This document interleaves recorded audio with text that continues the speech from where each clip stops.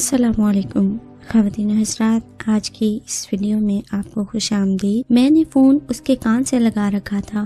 اس نے دھیمے کمزور لہجے میں بس اتنا ہی کہا، بھائی پلیز لینے آ جاؤ، اور جواب سن کر اس کی آنکھوں سے ٹپ ٹپ آنسو بہنے لگے تھے۔ امی نے گھبرا کر اپنے ہاتھوں کی ہتھیلی سے اس کے آنسوؤں کو پوچھنا شروع کر دیا اور محبت سے دلاسا دینے لگی۔ امی کا بس چلے تو اس کو اپنے دل میں پناہ دے دیں۔ میں امی کی والہانہ محبت دیکھ کر مسکرائے بغیر نہ رہ سکا۔ میں نے فون اپنے کان سے لگا کر کچھ بتانا چاہا تھا کہ دوسری طرف ہونے والے زور و شور سے گفتگو نے مجھے دم بخود کر دیا۔ اس کے بھائی کی بیوی اپنے شوہر پر زور دے رہی تھی کہ وہ کوئی بہانہ بنا کر اپنی بہن کو واپس نہ لائے، جبکہ بھائی بار بار یہی بتا رہا تھا ایسے وہ اپنی بہن کو کیسے کسی کے ہاں رات بھر چھوڑ سکتا ہے، اور وجہ کیا بتائے۔ میں ان لوگوں کی فضول باتوں سے تنگ آ گیا اور فون بند کر کے خاموشی سے کمرے سے باہر آ گیا۔ اگر آپ مزید بہترین کہانیاں، واقعات اور دلچسپ معلومات دیکھنا چاہتے ہیں تو استاد غلام حسین چینل کو سبسکرائب کریں، اور سبسکرائب کرنے کے ساتھ ساتھ بیل پر بھی کلک کریں تاکہ آنے والی تمام اپڈیٹ آپ کو بآسانی مل سکیں۔ چینل پر پہنچنے کے لیے نیچے دیا گیا ڈسکرپشن میں آپ لنک پر کلک کریں۔ شکریہ۔ بہرحال کوئی حرج نہیں اگر رات بھر یا 3-4 دن وہ یہاں ہمارے گھر میں رہ جائے، کم از کم اس کی دیکھ بھال تو اچھی ہو جائے گی، خوراک بھی پوری ملے گی۔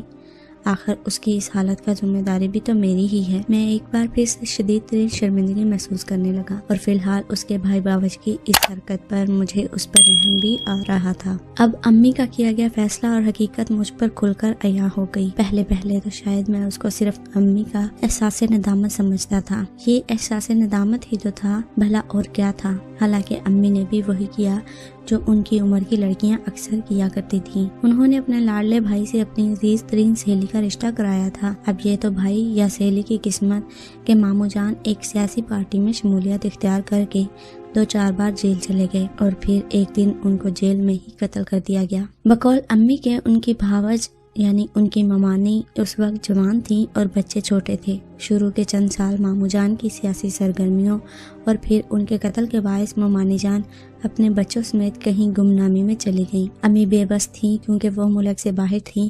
اگر وہ پاکستان میں ہوتی تو اپنی بھاوج کو اس طرح بچوں سمیت گم نہ ہونے دیتی۔ کافی سال گزر گئے اور ابو کی ریٹائرمنٹ کے بعد ہم پاکستان واپس آئے تو مجھے رائل اسٹیٹ کے بزنس میں اپنا مستقبل تابناک لگا، اور چند ہی دنوں میں میرا کاروبار پورے ملک میں پھیل گیا۔ میں ساتھ ساتھ کنسٹرکشن میں بھی ہاتھ ڈال چکا تھا اور چند ایک بڑے پروجیکٹ میں مصروف تھا۔ امی کو اپنے مرحوم بھائی کے گمشدہ بچے مل گئے، گو کہ وہ ہم سے حیثیت میں بہت کم تھے، مگر امی نے ان پر مہربانیوں کے دروازے ایسے کھول رکھے تھے لگتا تھا کہ وہ اب تک خود کو ہی ان کا قصوروار سمجھتی ہیں۔ وہ 2 بہن بھائی تھے۔ ماں کا کافی سال پہلے انتقال ہو گیا۔ بڑا بھائی جو موٹر مکینک تھا اپنی بیوی اور 3 بچوں کے ساتھ چھوٹے سے کوارٹر میں رہتا تھا، اور اب وہ اپنی چھوٹی بہن کی شادی کے لیے کافی پریشان تھا۔ میں دن بھر مصروف رہتا اور امی نے بھی کبھی مجھے میرے کاروباری معاملات کے دوران تنگ نہیں کیا، مگر میرے ماموزادوں کے ملنے کے ساتھ ہی وہ اکثر آفس فون کر کے مجھے جلدی آنے کا کہتی کہ میرے کزنز آئے ہوئے ہیں۔ میں نے ماموزاد بھائی سے تو کئی بار بات چیت کی تھی، مگر اس کی بہن شاز و نادر ہی میرے سامنے آتی تھی۔ اکثر امی کے ساتھ لگی رہتی، امی اس پر فدا تھیں۔ بقول ان کے وہ ہو بہو اپنی ماں پر گئی ہے، اور پھر وہ دن بھی آ پہنچا جس کا مجھے ڈر تھا۔ امی نے مجھ سے کہا میں اپنی ماموزاد بہن کو اپنی کمپنی میں کوئی نوکری دے دوں۔ وہ بہت پڑھی لکھی ہے، اسکول میں ٹیچری بھی کر چکی ہے اور شام کو ٹیوشن بھی پڑھاتی ہے۔ وہ اپنے بھائی پر بوجھ کبھی نہیں بنی۔ میں اندر ہی اندر کھول کر رہ گیا، یہی ہونا باقی تھا۔ وہ لوگ ہمارے قریب ہی اس لیے آئے تھے۔ میں نے امی کو سمجھانا چاہا،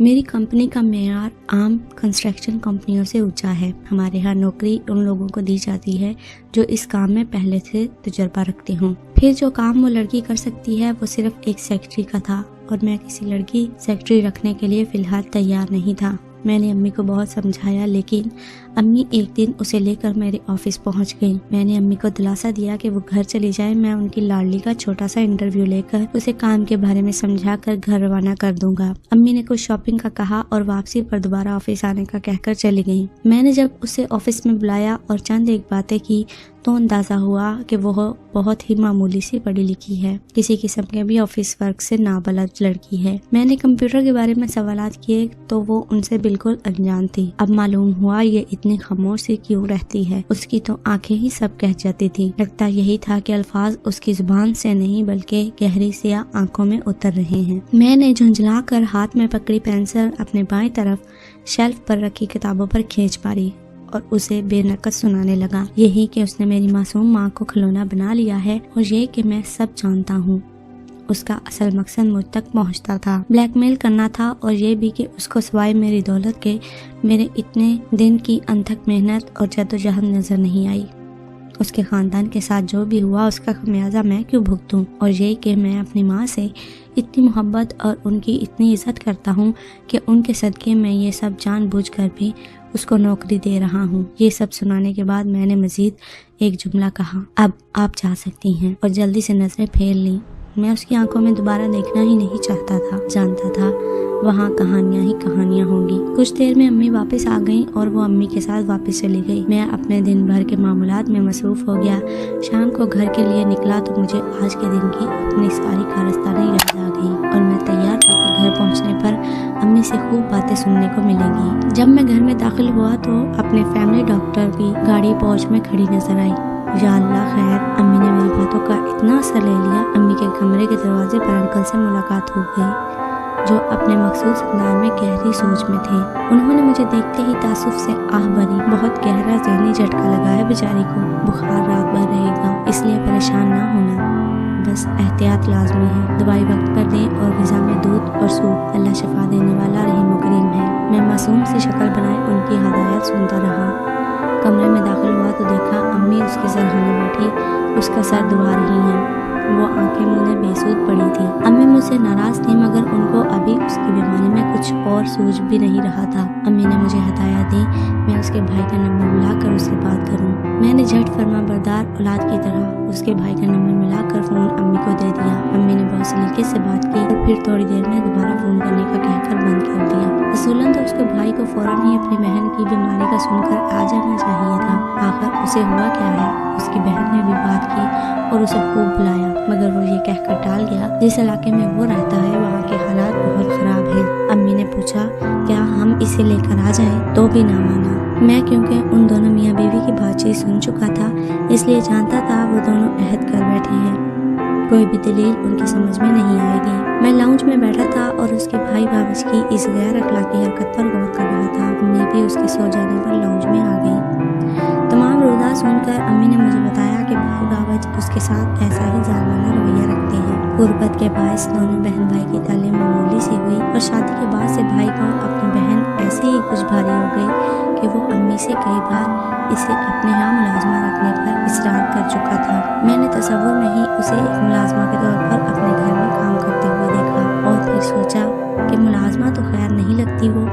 میں نے دل میں سوچا امی بھی کسی سوچ میں ڈوبی ہوئی تھی، پھر وہ گویا ہوئی، ویسے تو یہ میرے مرحوم سگے بھائی کی اولاد ہے، اس کو تو میں پھپھی کی حیثیت سے بھی رکھ سکتی ہوں، اور ایک اور حیثیت سے بھی یہ اس گھر میں آ سکتی ہے۔